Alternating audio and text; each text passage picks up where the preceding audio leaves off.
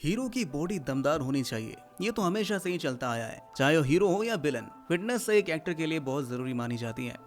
अब सुनिए एक मजेदार किस्सा। एक बार फिल्म इंडस्ट्री में एक नया लड़का आया था। उसकी बॉडी इतनी जबरदस्त थी कि उस जमाने के बड़े बड़े सुपरस्टार्स भी हैरान रह गए थे। और मजे की बात तो यह है कि खुद उस नए लड़के ने बाद में बताया कि वो उन सुपरस्टार्स से थोड़ा इनसिक्योर भी हो गया था। अब चलो पूरी कहानी को जानते हैं। ये कहानी है उस एक्टर की जिसकी हाइट, बॉडी और लुक्स ने उस जमाने के टॉप एक्टर्स को भी सीधी टक्कर दे दी थी। इतना ही नहीं, एक बार तो गोविंदा और धर्मेंद्र जैसे बड़े एक्टर्स ने उनके साथ काम करने से भी मना कर दिया था। और ये कोई और नहीं बल्कि हेमंत विर्जे थे, जिन्हें बॉलीवुड का पहला टार्जन भी कहा जाता है। हेमंत विर्जे को स्टार बनाने वाले और कोई नहीं बल्कि बब्बर सुभाष थे। उन्होंने ही एडवेंचरस ऑफ टार्जन नाम की फिल्म बनाई थी और इस फिल्म में हेमंत को रातों रात सुपरस्टार बना दिया गया। लेकिन किसे पता था कि इतनी ऊंचाई पाने वाला इंसान एक दिन गुमनामी की जिंदगी जीने को मजबूर हो जाएगा। हेमंत विर्जे का जन्म 19 अगस्त 1965 को हुआ था। उन्होंने हिंदी फिल्म इंडस्ट्री में खूब काम किया। उनकी पहली फिल्म टार्जन ही थी और उसी फिल्म से वो लोगों के दिलों में छा गए थे। फिल्म आने के बाद उनकी जबरदस्त बॉडी का खूब चर्चा हुआ था। यहाँ तक कि ए लिस्टेड एक्टर्स भी सोच में पड़ गए थे। फिल्म में उनके साथ किमी कार्डकर भी नजर आई थी। लेकिन क्या आपको पता है कि फिल्मों में आने से पहले हेमंत पेट पालने के लिए सिक्योरिटी गार्ड की नौकरी किया करते थे। एक दिन बब्बर सुभाष अपनी फिल्म टार्जन के लिए ऐसा कोई नया ताकतवर चेहरा ढूंढ रहे थे और जैसे ही उन्होंने हेमंत को देखा